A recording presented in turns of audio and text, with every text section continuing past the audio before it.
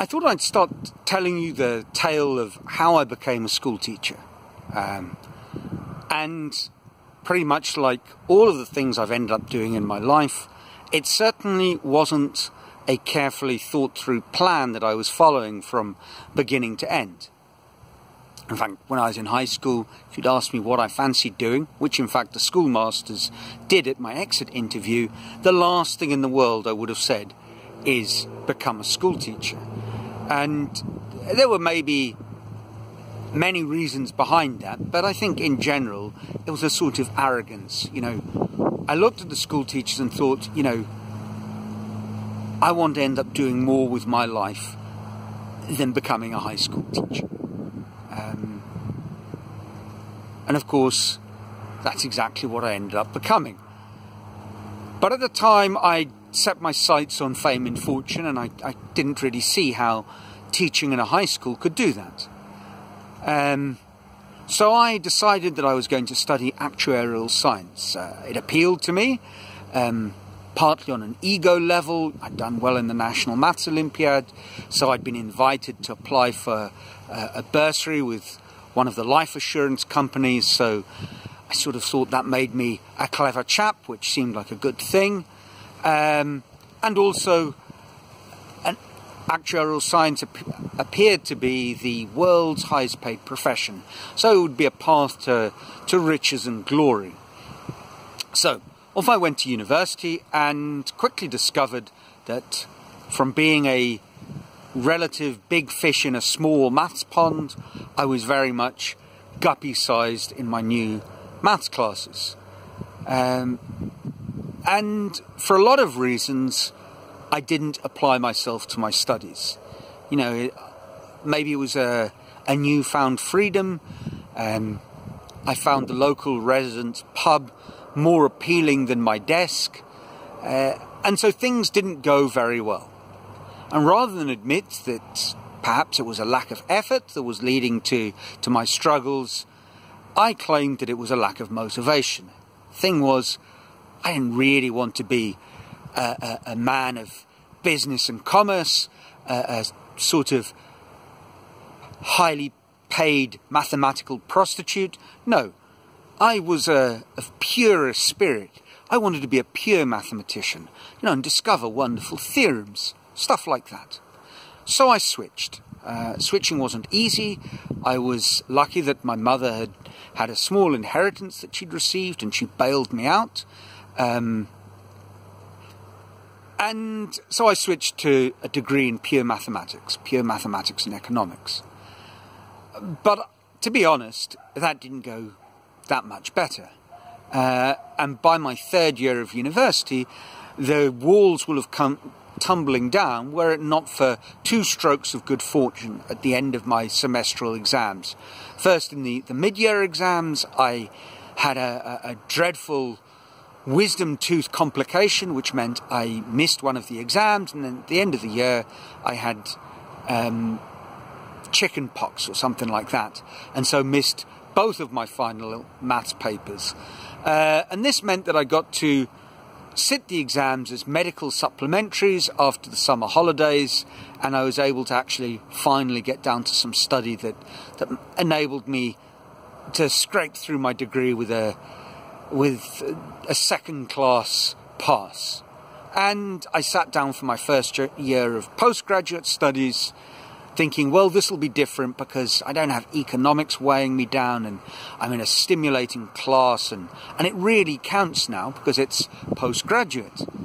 But perhaps what I hadn't really addressed was the point of being a small fish in a very big pond. The honours class, whilst much smaller than the degree class, was made up of some really brilliant and incredibly dedicated math students. And I wasn't either of those. And it little by little started to come apart. I think there was a moment when I really realised just how doomed I was in the first algebraic topology lecture. For those of you not familiar with algebraic topology, that's the maths where they explain how in a world of continuous transformation, a donut is the same as a coffee mug. I mean, obviously, there's a lot of difference between coffee and donuts, you know, as much as you might have them together. But in the world of continuous transformations, if you can imagine a rubber coffee mug and a rubber donut, you could sort of reshape one into the other by just gently kneading the rubber. If, on the other hand, you had a ball, you couldn't make the coffee mug with its handle because you'd have to poke a hole through it, which from a maths point of view is discontinuous. Well, that's probably as much maths as most of you want to hear. The point is that this was fascinating. I'd read articles about it and books that introduced it, and it seemed fascinating. But the first lecture was anything but. Dr. Ken Hardy stood at the front and was talking to us about cohomology groups. I had absolutely no idea what he was talking about. At the end of it, we were given our first tutorial. I took a book out the library thinking, well, that'll clear it all up. After 2 or 3 hours of reading, I really was none the wiser, and I gave up. I got back to university on the Monday morning, and my friend Graham had solved all the problems. I was stunned. I mean, Graham was a pretty bright guy. No, Graham was a brilliant beyond all belief. But I just couldn't understand how he'd solved these problems. And he said, well, you know, it was a lot of work. I said, well, I did a lot of work. He said, well, what did you do? I said, well, I read for 3 hours. I kept on looking at the questions. I had no idea what anything meant. I gave up. He said, well, and he laughed, you know, well, you didn't do a lot of work. So I said, well, what did you do? And it transpires that he'd taken out the same book, and he'd taken out a couple more. He'd gone back to his flat on Friday afternoon. He'd started working on the problems. He'd taken a short break for meals and for a little bit of sleep, but he'd done about 40 hours work over one weekend. And at that point I realised if that's what it took to crack postgraduate mathematics, the truth was I was probably going to fail. I didn't give up straight away. There was a good get-out-of-jail clause that the university were offering, which was to sort of do half of the postgraduate degree and start doing special courses aimed at becoming a maths teacher. And one of my friends did that, and it worked out very well for him. I rejected it, saying, you know, I'm not going to give up. I'm no quitter, when in fact that's exactly what I was. But I quit in a long, slow death sort of way. I got to the final exam, the algebraic topology paper, and I followed in the footsteps of a truly great man, Winston Churchill.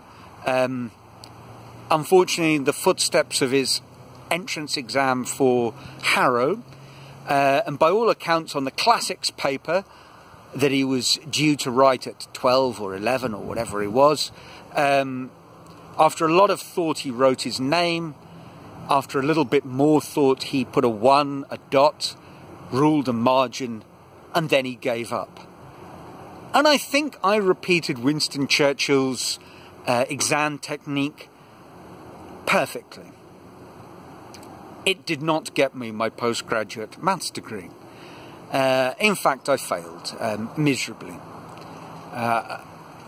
It would have been devastating if it had been something that I felt I had a chance at, or if it had been something that I'd more to the point worked towards. But the truth was I'd given up long before and just pretended to try and pass. But it was still a big blow to my ego, my first really big blow, I suppose, in life, and was pretty devastating. And I found myself sitting on a stone wall, staring into the distance at the top of the University of Cape Town, which is perched on on the side of Table Mountain, looking out over Rondebosch and Newlands, and trying to work out what it was all about. And I was too numb to cry, and I didn't know what I was going to tell my parents and what people were going to say to me, and I was in a pretty dark place. And one of the maths professors who sort of wandered out came up to talk to me, and I had no idea. I'd never done a course with him, Dr. Colin Smart. I had no idea that he even knew who I was. But he said to me, "Look, Neil, you know, I know who you are, and I know you must be pretty down at the moment. And there's nothing I can say that will make you feel better, but life is not easy, and, you know, you're going to look back on this later on, and it will all have worked out, and you'll be fine. Trust me on this. You know, I'm like you. You know, there's difficult situations that we have to face, and, you know, you'll find a way forward." Now, there's a little strange coda which I can't confirm is actually true, but my friend Graham told me years later that Dr. Colin Smart, when he was talking to me, was actually covering up a really deep secret. Now, if this is not true and it was just an amazing hoax, my profoundest apologies for repeating a story with no fact-checking. I tried, but there was nothing that I could find one way or the other, so I'm just going to go with the story because it's a great story.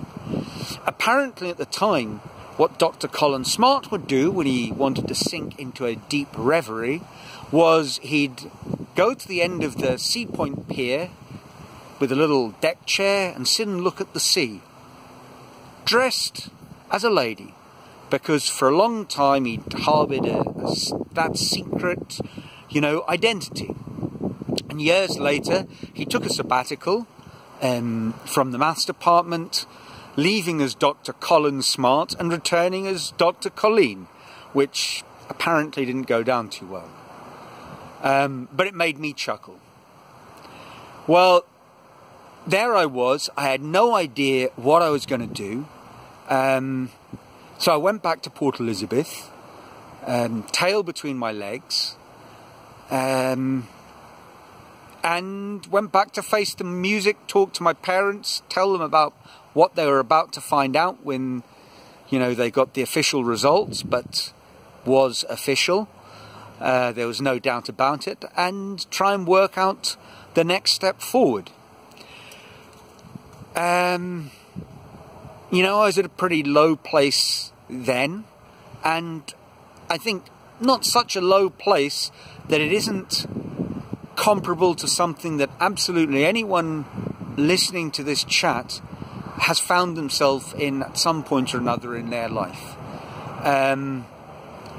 But things did indeed work out well in the end, although there are a few more twists and turns.